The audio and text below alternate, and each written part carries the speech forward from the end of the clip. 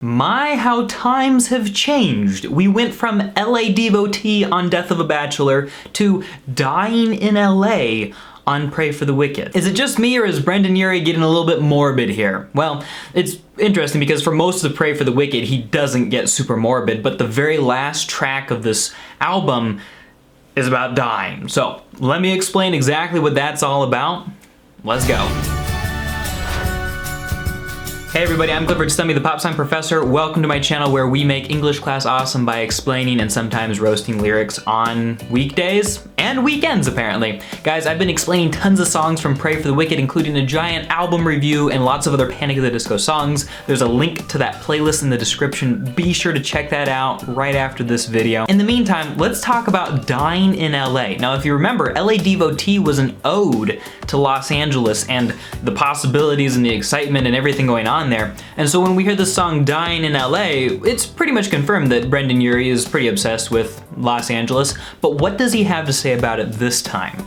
Well, verse 1 we hear, the moment you arrived, they built you up. So they were like, hey, you're a big shot, this is great, good things are gonna happen.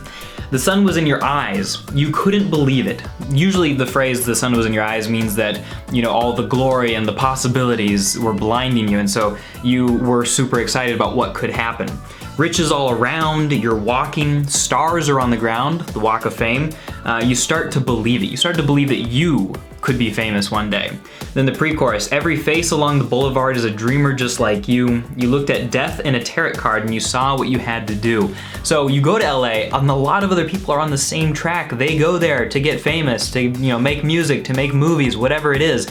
And so not everybody can win, but for Brendon, he looked at his future, the tarot card, saw that he was eventually going to die and was like, I'm going out with a bang. Like, I want my life to be really exciting while I'm here. And so he knew what he had to do.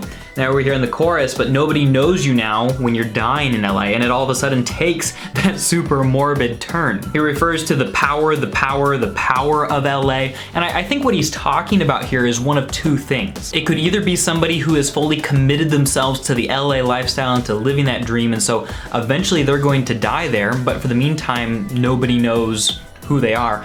Or it could mean that somebody was unsuccessful and wasn't able to accomplish their dreams, and now they're dying a nobody among a bunch of strangers. I'm a little bit torn between those two interpretations, and I kind of feel like it really could be either one or elements of both, though maybe most explicitly it seems the latter, like you're dying, you failed. And verse 2 is what seems to kind of support that. So nights at the chateau, trapped in your sunset bungalow, you couldn't escape it. You couldn't get out of LA. You couldn't escape the draw. Drink of paradise, they told you. Put your blood on ice. You're not gonna make it. And so it really starts to sound like either these are people doubting him, which goes back to the first interpretation of saying, like, I'm here until I win.